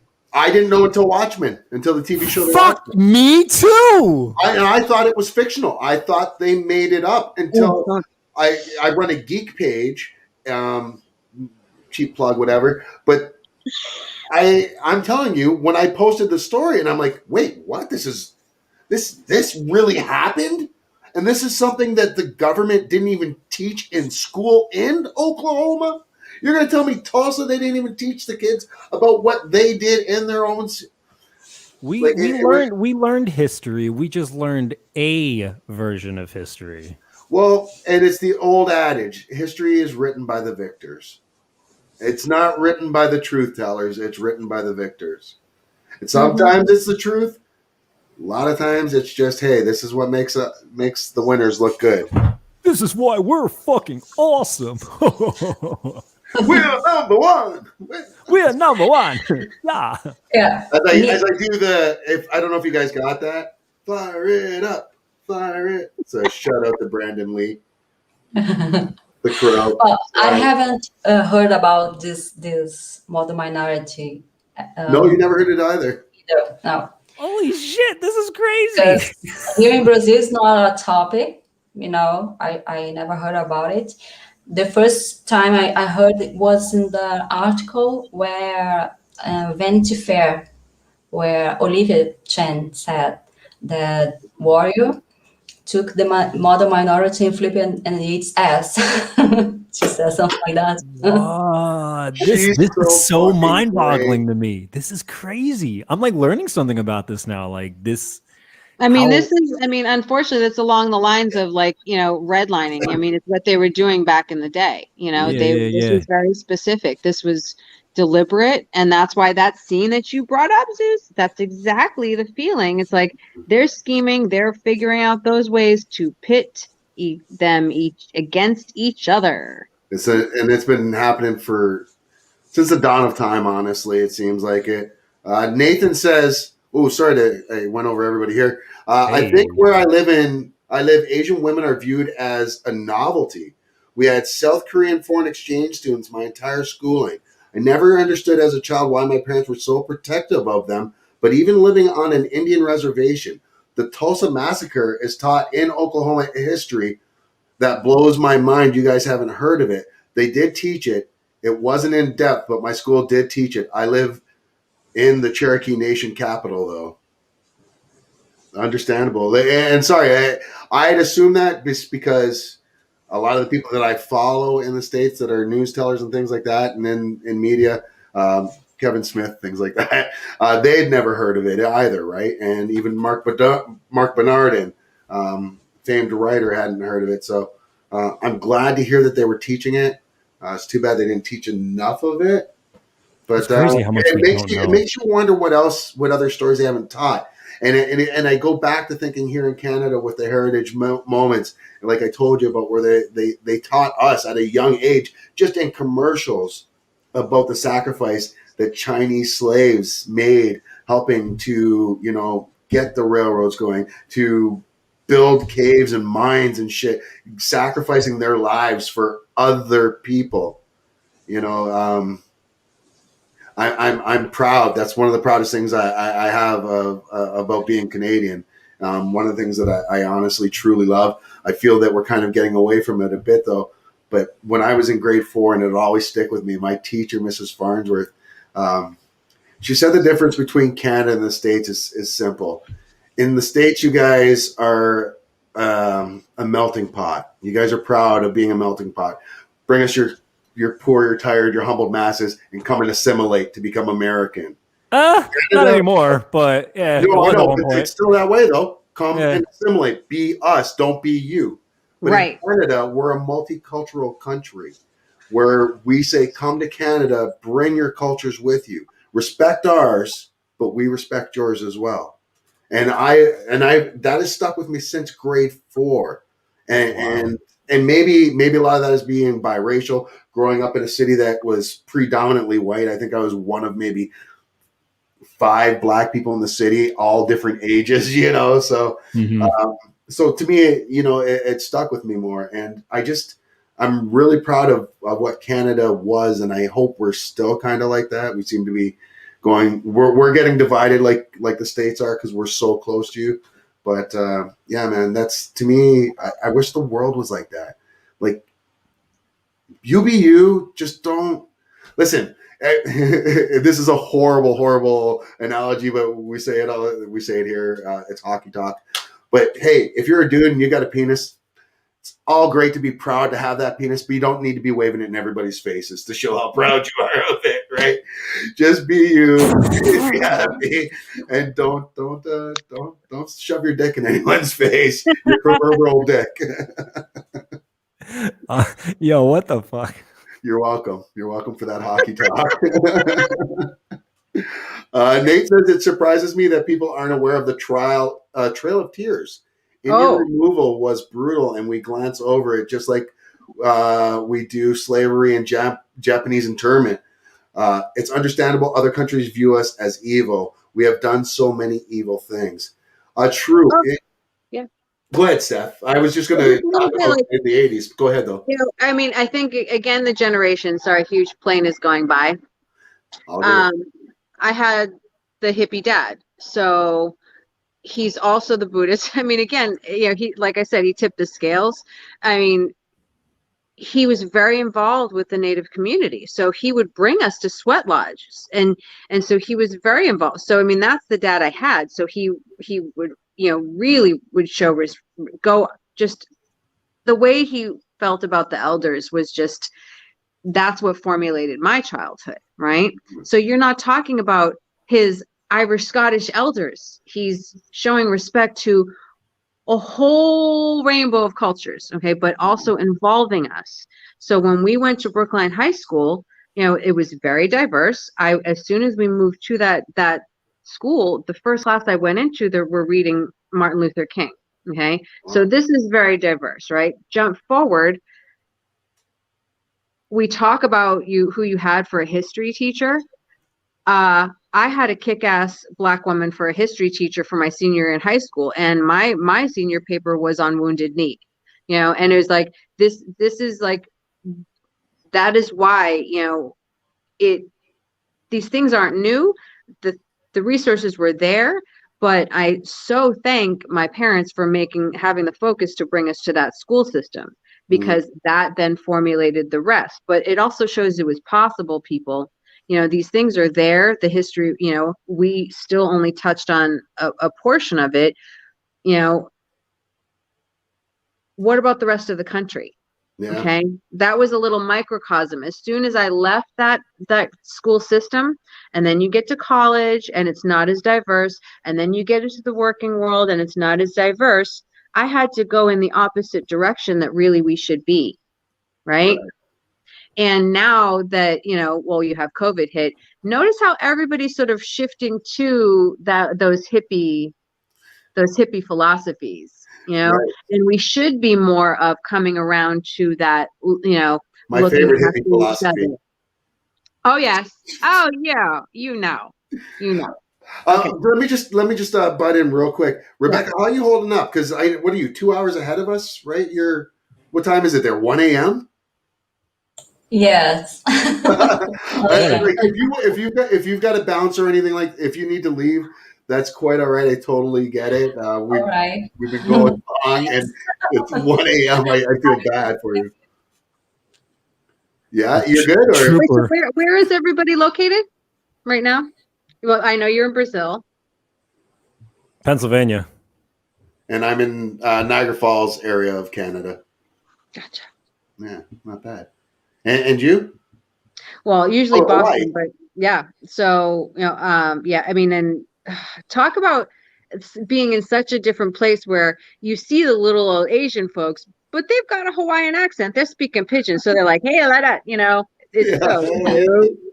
I It's love so cute. Hawaii. Hawaii is so Uso. beautiful. Like Oos. What's up, Oos? They're so cute. They're so cute. And it's just, I'm around, every shade, so it's just awesome. And because there's so much Asian influence, everything's with 2 scoops of rice. Right. I'm happy. Big Yeah. I'm fan. happy. We got soy sauce everywhere. We've got ramen everywhere. I'm like, great. Nice. And Hawaiian pizza everywhere. I'm totally kidding. Is there really a Hawaiian pizza there? Because it was No. invented in Canada, believe it or not. Which I don't know why it's called Hawaiian pizza if it was invented here. It was. Yeah. Yeah. Oh, One of my I'm weird mad little at you. facts. I'm mad at you for a little bit. How dare you? How dare you share that with the rest of the world? I should have kept right there. What, Stayed. the Canucks were behind the Hawaiian pizza? I'm so disappointed. What is this? So Hawaiian pizza? It's Yeah. ham and pineapple on pizza. All Wow. right. Trash. I I'm vegan now, so I don't really eat pizza, but anymore. But when I did, I'm telling you, I love pineapple on my pizza. But I also loved anchovies on my pizza, so I like that sweet and salty. All right, I'm not mad at you at the anchovies. I'm not mad at you at the anchovies. I'm really mad at you about this pineapple shit. Okay, I do this to Zeus all the time because I am not in the know. Although I am a Cherokee citizen, I don't understand myself a minority, or consider myself a minority. Is The Last Samurai culturally offensive? It's one of my favorite, but I've always wondered if it's culturally accurate or a Hollywood take. I can't speak on that myself. I know that some of the people I've spoke to of Asian descent love the movie as much as I do, but I don't know that that's across the board. What's wrong with Tom Cruise, right? Yeah. And it wasn't one where he was appropriating anything. He played an American soldier who was wounded and taken in by Ken Watanabe and learns the way of the samurai. And Oh, I love him. yeah, I'm not. Watanabe, I love him too. That sounds and fine. Brett Chen, who works on Warrior as a stunt coordinator and fight coordinator, worked on The Last Samurai. I interviewed him, and he actually punched Tom Cruise in the face. That's hilarious. So yeah, which is awesome. I don't know how you guys feel about it. I love the movie. It's honestly, I put that in my top 5 movies of all time. I've That's how much I love that. I call it a film. But what about everybody else? I've never seen it, so I really don't. I don't have an opinion on it. Beautiful. I think it's beautiful. Yeah, I mean, as soon as you mentioned it, and I really pictured that scene where just the landscaping of that village and the levels that they had, and just how majestic and just the process of him studying. I didn't think it was appropriate. I really thought I thought it was well done, and seeing the relationships and the respect, and I mean, it's still a Hollywood movie, so it's still going to be that. I mean, you have the dynamic scenes and the battle scenes. I realize that is really top one. I really thought it was very it was just solid. It felt solid. It didn't feel fluff. It wasn't like, certain people were very dramatized. You know what I mean? It felt balanced. I actually did. Where the samurai were stopped. This was near the end of their tenure as being the Royal Guard, or kind of like the first battalion for the Japanese army. The Japanese army going more Western style with weapons and guns of that nature. So, but it's such, like you said, it's such a beautiful, beautiful story. It's so well done. Rebecca, have you seen it before? Yeah, I love this movie. Yes. Fuck, I haven't seen it. It's a Hollywood movie, but actually, it tells about how the American soldiers, had a poor view of the samurai, and when Tom Cruise returned, he says, "You war with the savages. You might need a bath, something."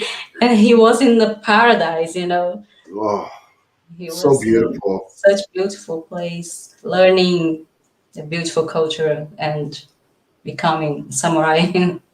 And also the finding out, and I can only speak from me growing up through the 70s and 80s and going through this through movies and stuff, but it always seems like honor had been such a big part of the samurai role, and to see that honor be such a huge part of that movie is, I think, Mhm. something that really moved me as well. And I don't care what people say about Tom Cruise. You can be a Scientologist all he wants. I don't care about his personal life. This guy can fucking act. I am sorry. I know a lot of people hate on Tom Cruise, but this guy is in more good movies. He does better acting in his movies than he doesn't. And that is few and far between, especially with someone who has such an extensive library of films like he does. I will co-sign on that. I Absolutely. think that may be one of my favorite films of his. Yeah. I mean, I really enjoy. I mean, I'm the, same thing, 80s. I mean, I was all through the risky business phase and all that time. But and all through his quirkiness and everything. But I think he really one of the top of his, because it really is. It's a beautiful movie. And it wasn't like I can't think of something that like irked me. But again, I'm not Japanese, but still, like, just the appreciation was there. Definitely. Well, Matt, we all three of us definitely suggest that you watch it. I've definitely heard the recommendation, so I'm gonna need to check this shit out. If you're picking up what we're throwing down, well, we're vastly approaching the 2 hour mark, and we've already completed reviewing the show a while ago. But this was a lot of fun. This was a great panel. A lot of views, a lot of different points from all over the world where we are. And the one commonality is this great show that's brought us together. Yes. Yes. Yes. Right there, right there. And yes, So important. I put it in the comments before. I'm going to put it here again. I don't know if you guys can click on it at all, but if you can, this is a petition on change.org to save Warrior and get a season 3. If you can, if you're watching this on one of the things, so you're going to see this in every single one of the links there. Please, folks, go sign. Get the word out there. Tell your friends, tell your mom, tell your kids, tell everybody, tell your teacher and your boss. I don't know anyone who's watched this that hasn't liked the show or, like us, loved it. Go out, let's save it. I just want to say big thank you, Stephanie Young, Matt Chua, Rebecca Nishi. Thank you all for coming in and being part of the Hop Wei show. This is the Hop Wei. Oh, it totally is. Oh, it totally is. Totally is. This is so much fun. Thank you. I didn't even expect this. I'm like, oh, this looks fun. This is fabulous. This is great. I'm glad you guys had a good time. The invitation's out there, Matt. I know I will be talking to you again for sure. Oh, absolutely. It felt good to be back. Yeah, man. And it would have been quicker, but I am an old man who went back to school. So, and I'm doing an internship. So I've been working at a news station here in Canada. So I've been very busy with that homework. My son just turned 21 today, and my daughter turned 17 2 days ago. So it's been a busy time. So, but we'll hopefully have the next show. Maybe this time next Sunday, we'll be able to come back in and review episode 3. I'm gonna do my homework for the next one. That's right. Do your homework. Watch episode 3 again before next episode. I do have it as my ringtone now. The theme song is my ringtone now. Oh, that's amazing. I'm still trying to find a copy of the Little Green Bag, the Chinese version they did, the rap. Oh, yes, please. Like, if I can find that, and I've downloaded the soundtrack a million times, I can't find it anywhere. I tried Shazamming it, can't find it. So, but if I do, I will share it with all of you. Yes. Thank you. Anyways, from Matt, from Rebecca, from Stephanie, it's your boy Zeus, saying this is the Hop Wei. Peace. Please.